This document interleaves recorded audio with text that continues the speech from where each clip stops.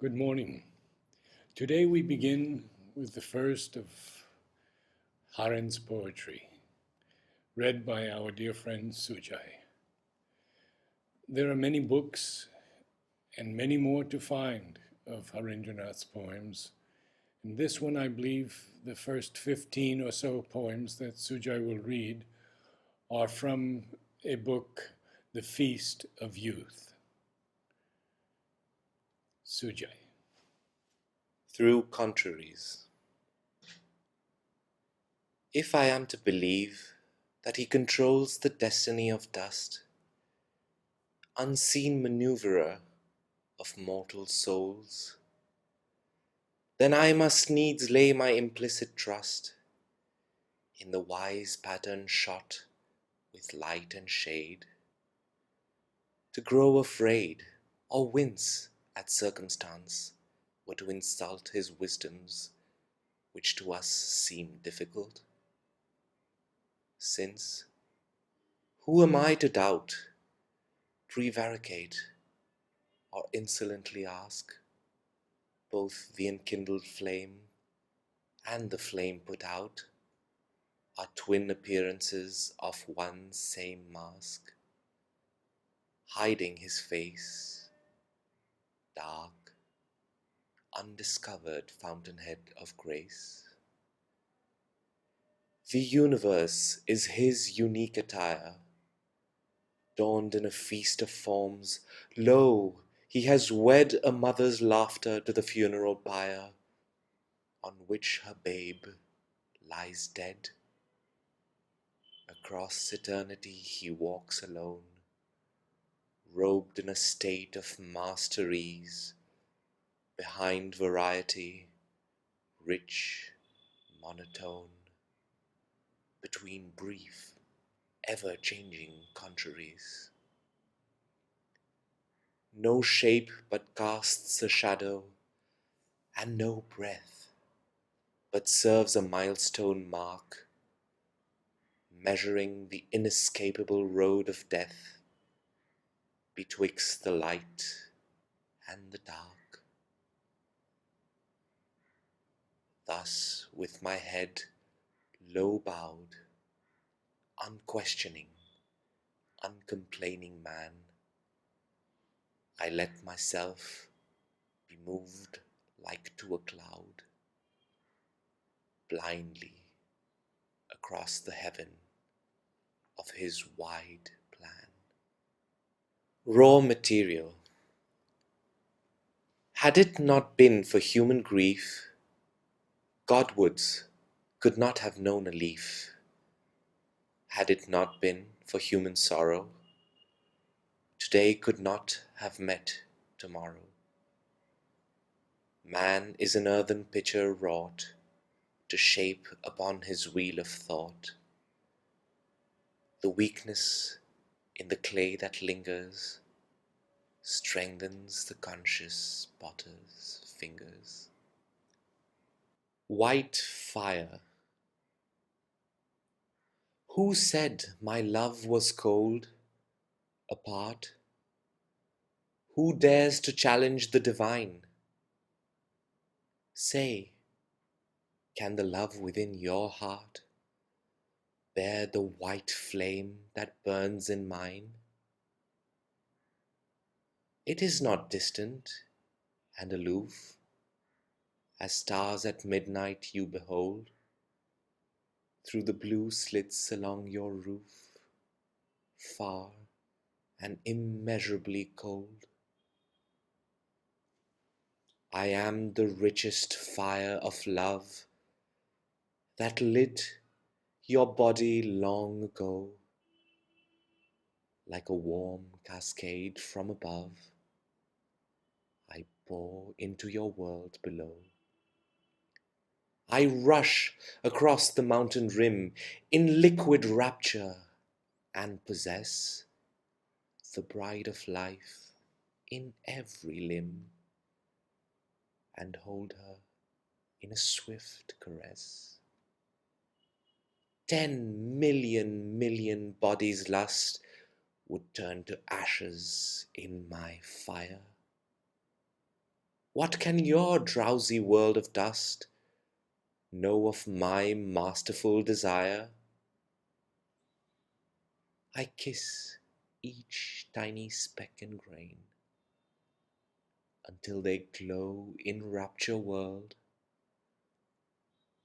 I am the fire that comes again and yet again to wed the world. Immortal destroyer, all things the master can destroy and make the centuries disperse, full of the selfsame generous joy that went to build the universe.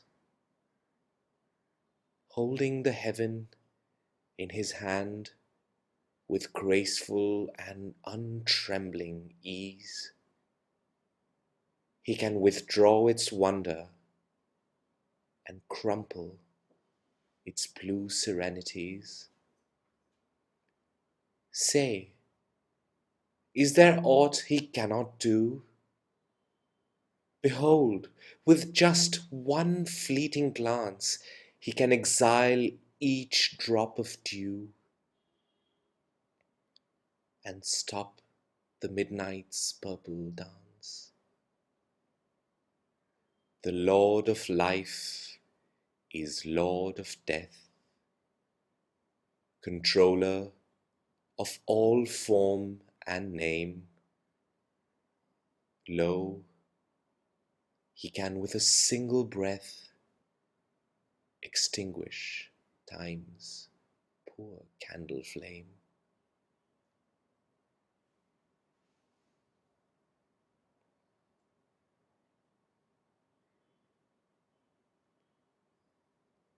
Exchange.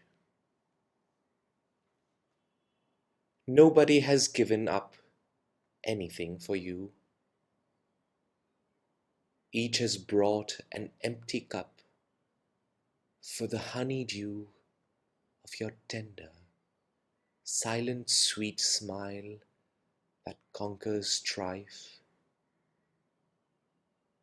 Each has placed before your feet but a hollow life. What a pale and fugitive offering is ours. Master, what have we to give but life's faded flowers and poor broken lamps of clay with their glimmers shed, shadows of a bygone day, music of the dead? We have only brought our pain like a desert bare. You have showered your gracious rain, cooling all the air of a lifetime that was spent in a barren way. You have given hue and scent to its desert clay. We have brought you sin and strife, scar and sore and burn, guerdon of eternal life has been your return. Dreams that cry and thoughts that drift, we have brought you. Yet you have given us the gift swiftly to forget. We have brought the poison bowl of lives undivine. You have changed each to a soul.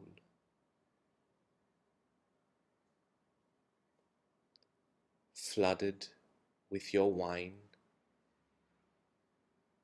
yea, for every hurt and bruise, every broken power, love of human loves, you choose to return a flower. And behold, for every dark doubt that lurks in us, you return a magic spark that soon works in us. Miracles of light on light as the days go on, when we bring to you our night, you return us dawn. Who are we to ever deem we have given aught? You who dwell beyond our dream, far beyond our thought, high, beyond all human speech and our huge conceit, can we ever hope to reach to your lotus feet? We have brought you all the mud with its flowerless gloom. You have slowly made it bud and break and bloom. We have brought you hearts of grief, shame and misery. You have opened them to a leaf on your magic tree.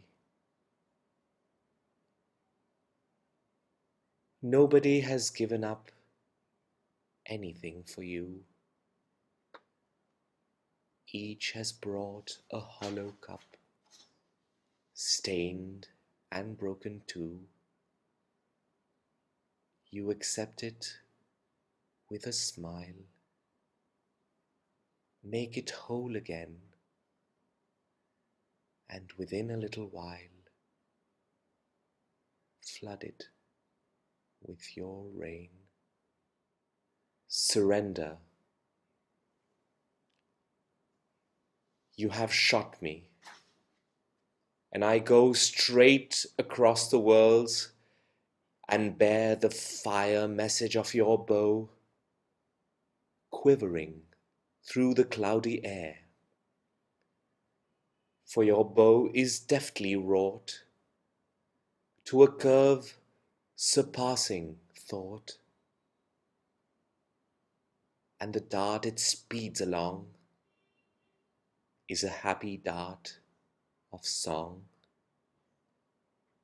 You have struck me on your drum to a brave, determined note which vibrates, I come, I come, o'er the centuries afloat, and the resonance of it correspondingly is lit in the firmament to round twinkling images of sound. You have held me like a cloud in your sky of conscious sleep, and have felt extremely proud to behold me in the deep concave of the precious light, flooded into seerhood sight, tranquil, voiceless, poised and keen, like a mood of seen, unseen. You have sent me like a beam through the blackness of the night, from the lighthouse of your dream, over seas that asked for light.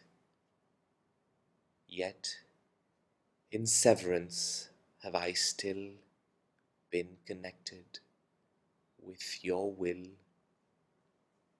always borne the deathless stamp of true oneness with your lamp.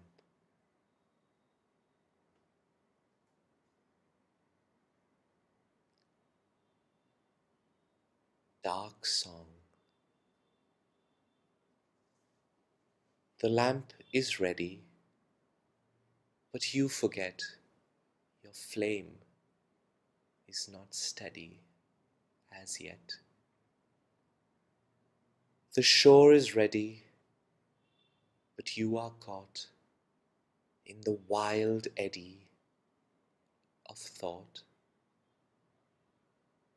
The hush is ready. When will you tire of your dark, heady desire?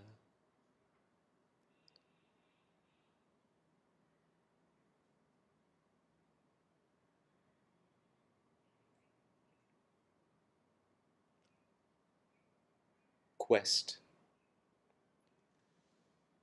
Tireless, I climb the thorny steep, a world of roses staking.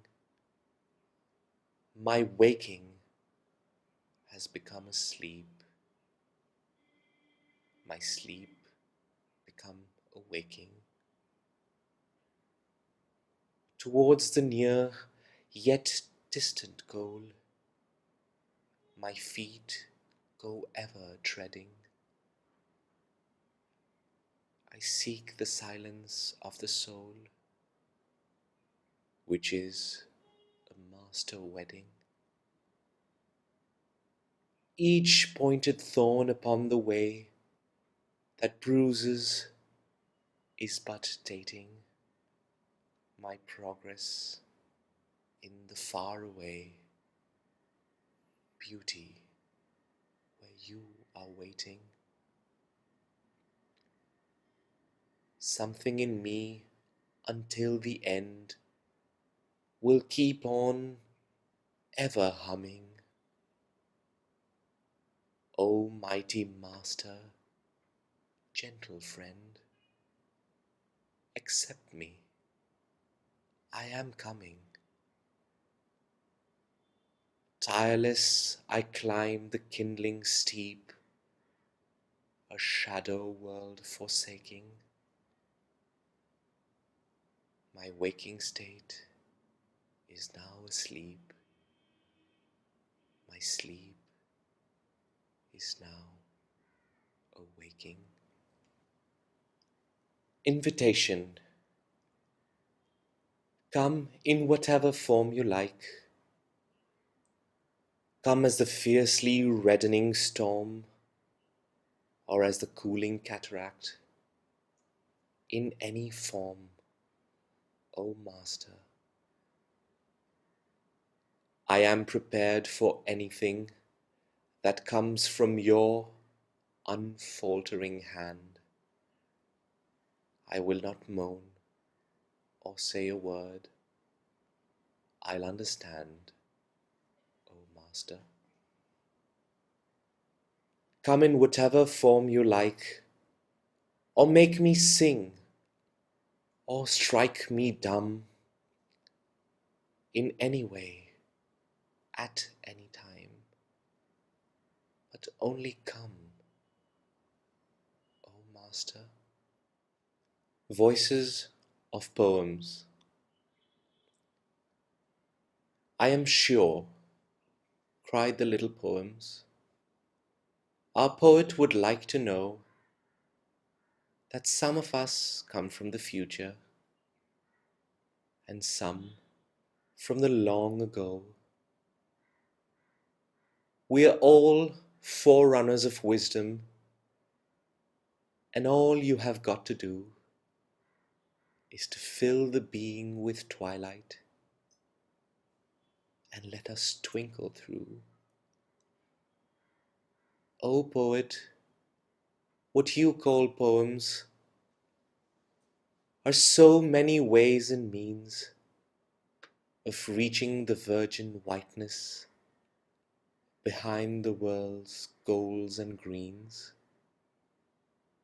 Divine attempts at storming the subtle wonder that slips between the words you utter from your song-enchanted lips. They sound the delicate heart-throbs of an ever elusive one who reveals himself in the silence when all joy of singing is done.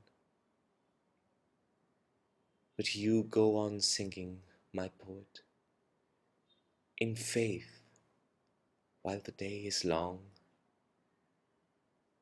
You will find his light through your shadow.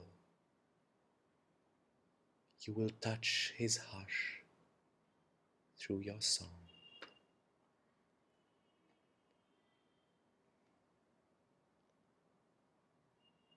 Resting place. They are all tired of wandering, lone, languid winds of noon, and the long-drawn evening shadows with the cold returning moon.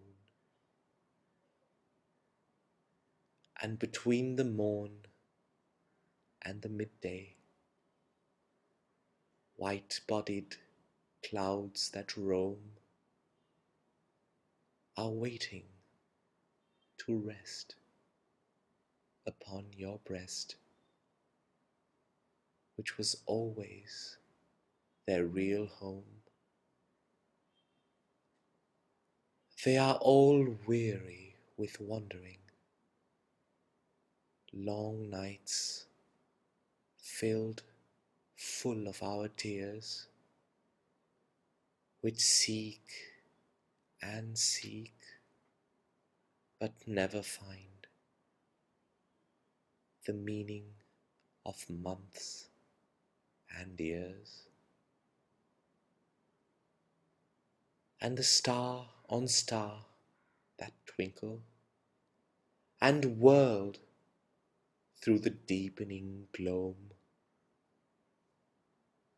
are waiting to rest, O love, on your breast, which is surely their long-lost home. Time, that old grey shepherd, with gold-black sandals on, is weary of driving his sheep of ours across the wide meadows of dawn. And our thoughts and dreams are tired under the sky's blue dome, and yearn to rest on your quiet breast, which was always their only home.